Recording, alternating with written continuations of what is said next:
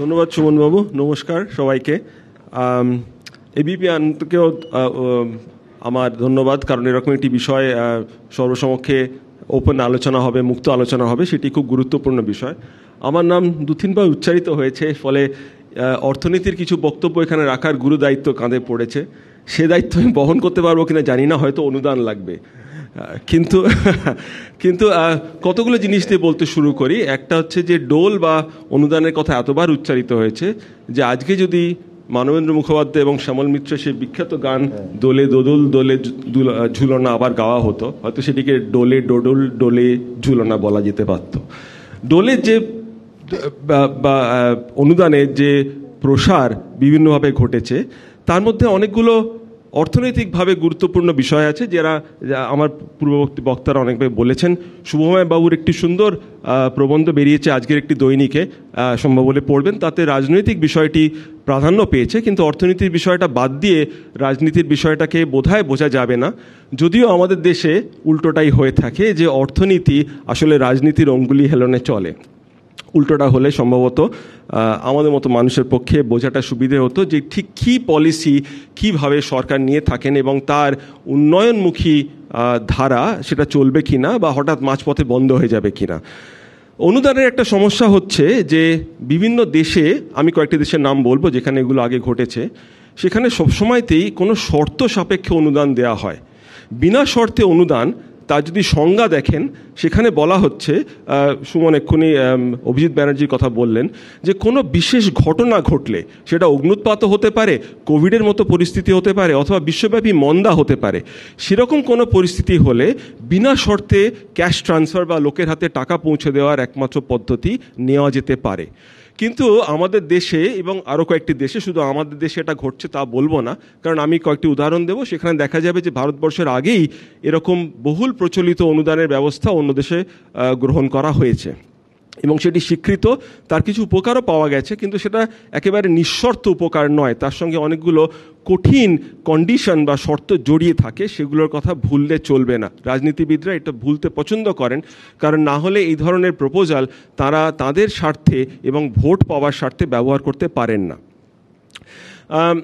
যে শর্তগুলোর কথা বললাম, তার মধ্যে একটা প্রধান শর্ত হলো যে কোত্থেকে টাকা আসবে এবং সেই টাকা কিভাবে খরচ করা যাবে, তার প্রতি বছর একটা পুনর্মূল্যায়ন করা অত্যন্ত জরুরি। কারণ বাজেট কিন্তু 5 বছরের একটানা হয় না, যে আপনি একটি টাকা কমিট করে দিলেন যে এইটা পুরোটাই খরচ হবে উন্নয়ন খাতে শুধুমাত্র অনুদানের ব্যবহার মারফত বা ভাতার ব্যবহার মারফত, সেটা কিন্তু করা যায় না। অর্থাৎ এবছর যা খরচ হলো, পরের বছর তার পুনর্মূল্যায়ন হবে এবং দেখতে হবে যে আমার রাজস্ব যথেষ্ট কিনা, যাতে করে যার যে কথাটা এক্ষুনি বললেন, যে আমি চালিয়ে যেতে পারবো কিনা।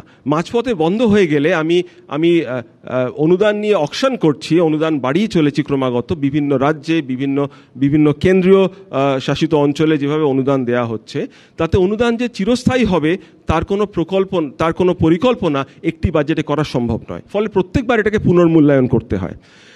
সামাজিক ন্যায় প্রদান করা যদি মুখ্য উদ্দেশ্য হয় রাজনীতির তরফে, তাহলে অনেকে ভাবতে পারেন যে করদাতার টাকা তো কতই অপব্যবহার, কতই অপচয় হয়, না হয় কিছু টাকা গেল যেখানে মানুষ সরাসরি ভোগ্যপণ্য ব্যবহার করার জন্য বা কেনার জন্য বা পরিষেবা কেনার জন্য এই অনুদান পেলেন। অর্থাৎ অনুদান, যেটা আমরা অর্থনীতির পরিভাষায় বলি পিওর ট্রান্সফার, সে তাতে কিছু উৎপাদিত হয় না, তার থেকে কোনো উৎপাদনে কোনো খরচ করা যায় না, সেটা কমপ্লিটলি ব্যবহার করা হয় ভোগ্যপণ্য বা পরিষেবা কেনার কাজে। তো এইভাবে যদি দেখেন, তাহলে রাজনৈতিক যে বিশ্লেষণ, তার সঙ্গে অর্থনৈতিক বিশ্লেষণের কোথাও একটা খটাখটি লাগে। কারণ অর্থনৈতিক বিশ্লেষণে কোথাও বলা নেই, এমন কোনো শর্তহীন ট্রান্সফার পরিকল্পনার কথা বলা নেই, যাতে করে মানুষ একেবারে নিঃসন্দেহে একটা এই ধরনের অনুদান থেকে উপকার পেয়েছেন।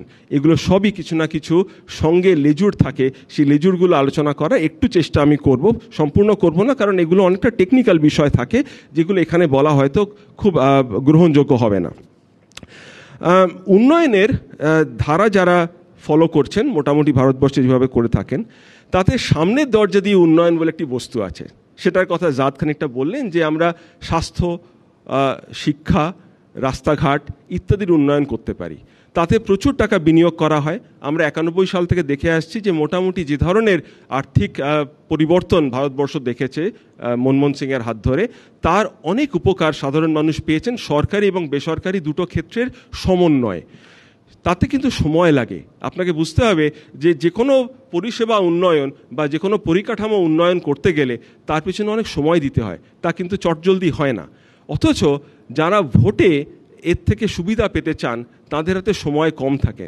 এবং আপনারা বহু রাজনৈতিক নেতার বক্তব্য শুনবেন, তারা বলেন যে একটি ভোট শেষ হতে হতেই আরও একটি ভোট, আরও একটি নির্বাচন, আরও কতগুলো ইন্টারনাল প্রবলেমের জন্য আমরা কিন্তু এইগুলোতে মাথা ঘামাতে পারি না। ফলে এটা হয়তো তাদের দোষ নয়, এটা হয়তো গণতান্ত্রিক পদ্ধতিতে যেভাবে হয়ে থাকে সেরকমভাবে চলছে। কিন্তু এই যে ক্রমাগত ভোট পাওয়ার জন্যে যে ব্যস্ততা, তার ফলশ্রুতি হলো যে আমরা এই উন্নয়নকে সামনের দরজা থেকে সরিয়ে পিছনের দরজায় নিয়ে গেছি। এটাকে আমাদের ভাষায় আমরা বলি ব্যাকডোর ডেভেলপমেন্ট, অর্থাৎ পিছনের দরজা দিয়ে সামান্য টাকা হাতে গুঁজে দিয়ে যদি কোনো উন্নয়নকে জারি রাখা যায়, যেটাকে উন্নয়ন বলে আমরা মনে করছি সেটা আসলে উন্নয়ন নয়, কখনোই দীর্ঘস্থায়ী উন্নয়ন নয়, সেইটার প্রচলন আজকের ভারতবর্ষ সাক্ষী। ভারতবর্ষে কিন্তু প্রথমে এই জিনিস হয়নি। আপনারা যদি পাকিস্তানের এই তথ্য বিষয়ে জানেন, তাহলে পাকিস্তানের প্রথম এই ধরনের মহিলা কেন্দ্রিক ভাতা দেওয়ার পদ্ধতি শুরু হয় 2008 সালে। তার নাম ছিল বেনজির গরিব কল্যাণ প্রকল্প। ফলে ভারতবর্ষে এই নজির প্রথম নয়, এ বেনজির উদাহরণ আগেও পাওয়া গেছে।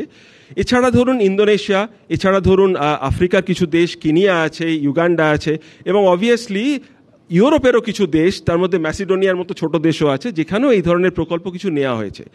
কোথাও কিন্তু অর্থনীতির যে বিচার পদ্ধতি রয়েছে, যে মূল্যায়ন পদ্ধতি রয়েছে, কোথাও কিন্তু দেখা যায়নি যেটা নিঃসন্দেহে সবার জন্য ভালো করেছে। সেটাই যদি না হয় তাহলে করদাতার টাকা কিভাবে ব্যবহার করবে তাতে করদাতার কোনো ধারণা থাকবে না, বা করদাতার তাতে কোনো সায় থাকবে না। তার প্রতিফলন কিন্তু ভোট বাক্সে পড়ছে না। অর্থাৎ ভোটে যা হচ্ছে তাতে করদাতার সায় আছে কিনা সেটা বোঝা যাচ্ছে না। এটা কিন্তু খুব গুরুত্বপূর্ণ একটি বিষয়। মানে ভাতার মতো একটি জিনিস যেটা আমরা দিতে পারি, এবং এটা একেবারেই একটি ওয়ান ওয়ে রাস্তা। একবার এই রাস্তায় ঢুকে পড়লে বেরোনো কিন্তু খুব ডিফিকাল্ট। আপনি যদি বন্ধ করেন তাহলে আপনার ভোট চলে যাবে। কারণ এই শর্ট টার্মিজম, অর্থাৎ অল্প সময়ের মধ্যে আমি কিছু সুবিধা মানুষের কাছে পৌঁছে দেব, এবং মানুষের মেমারি কিন্তু শর্ট। আমরা 1 বছরের জিনিস মনে রাখি না, আমরা 1.5 বছরের জিনিস মনে রাখি না, আমরা 1 মাসের জিনিস বড়জোর মনে রাখতে পারি। ফলে এই মুহূর্তে যদি হাতে টাকা আসে, এই মুহূর্তে যদি আমাদের কাছে অনুদান আসে, তার উপকার আমরা ভোটের বাক্সে তার প্রতিফলন হিসেবে দেব। এই সমস্যা কিন্তু অর্থনীতির একটা বড় সমস্যা বলে এই মুহূর্তে পরিগণিত হচ্ছে। অর্থাৎ লং টার্ম ডেভেলপমেন্ট করব, একটা পার্টি থাকবে, একটি দল থাকবে, তাদের হাতে সময় থাকবে, এবং উন্নয়নের রাস্তাকে এগিয়ে নিয়ে যাবে, যেটা কাম্য যে পদ্ধতিতে, সেটা না করে সে সমস্ত খরচ ছড়িয়ে রেখে শুধুমাত্র অল্প সময়ের জন্য কিছু টাকা দিয়ে মানুষকে প্রভাবিত করা, এই পদ্ধতি ভালো নয়। অর্থাৎ অর্থনীতিবিদ হিসেবে, রাজনীতির প্রসঙ্গ আমি তুলব না, আমি রাজনীতিবিদ নই, কিন্তু অর্থনীতির প্রসঙ্গ হিসেবে বলতে হলে এই পদ্ধতি ঠিক নয়।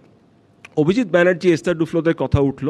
এদের করা পর্যালোচনায় দেখা যাচ্ছে যে ইউরোপের কিছু দেশে যেখানে এরকম ধরনের পদ্ধতি ব্যবহৃত হয়েছে, সেখানে মাত্র 2 থেকে 3% রোজগার বেড়েছে মানুষের হাতে।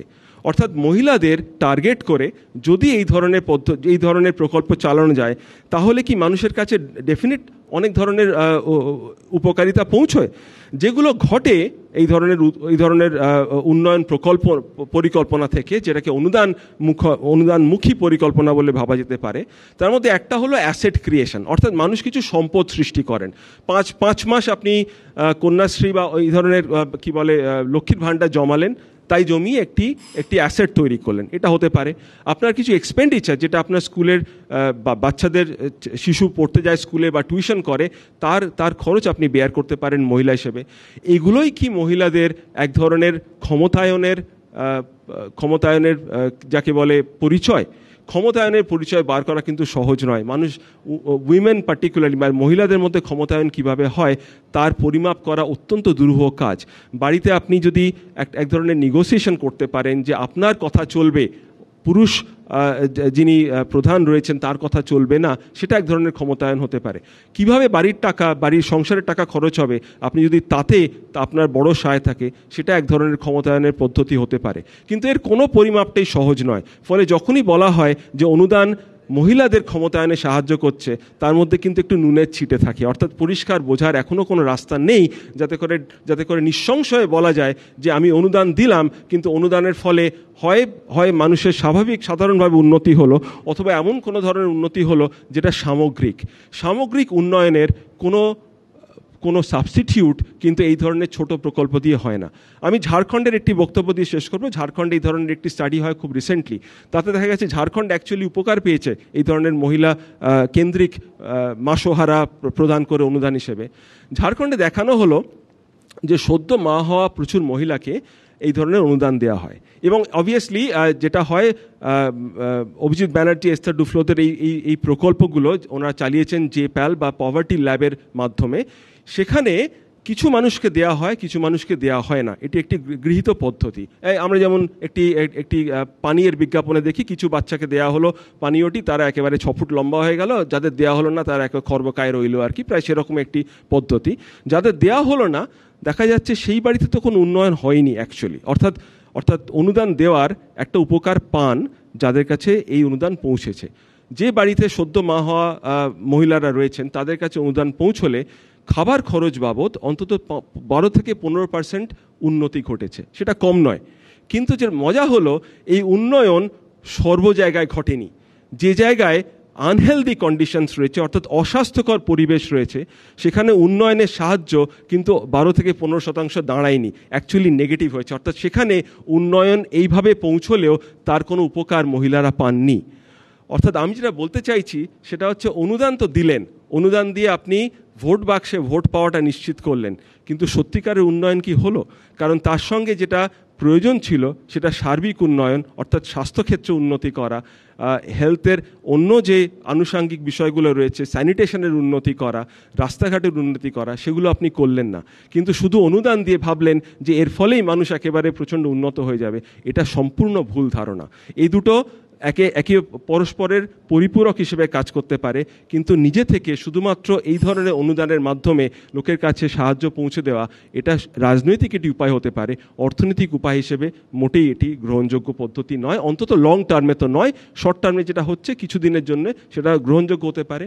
ফলে আমি শেষ করবো এই বলে যে এই ওয়ান ওয়ে রাস্তা থেকে বেরোনোর একটা পদ্ধতি খুঁজে বার করা উচিত। অর্থাৎ রাজনীতি করতে গেলে আর একটু দায়িত্বশীল রাজনীতি করতে হবে। অর্থনীতি এখন রাজনীতির অঙ্গুলি হেলনে চলে, হয়তো কিছু করার নেই, কিন্তু এই অর্থনীতিকে যদি চালিয়ে রাখতে হয় রাজনীতির অনুষঙ্গ হিসেবে, তাহলে রাজনীতিবিদের দায়িত্ব হবে যে এখান থেকে বেরোনোর রাস্তা করা। অর্থাৎ প্রত্যেকটি এই ধরনের অনুদানের সঙ্গে শর্ত থাকবে যে একদিন কিন্তু আর অনুদান দেওয়া হবে না। সেদিনও তো আপনি আমাদের সাহায্য করবেন কি? সেদিনও কি আপনি আমাকে বিশ্বাস করবেন, ভোট দেবেন? সেটা যদি আপনি নিশ্চিত করতে না পারেন, তাহলে শুধুমাত্র অনুদানের সাহায্যে ভোটে জিতে গদি দখল করার এই পদ্ধতি কিন্তু মিথ্যা পদ্ধতি। এটাকে বন্ধ করার একটা প্রয়াস রাজনীতিবিদের হাত থেকে আসতে হবে, কারণ অর্থনীতি এটাকে সাপোর্ট করে এমন বিশ্বাস করার জায়গায় আমরা নেই। ধন্যবাদ।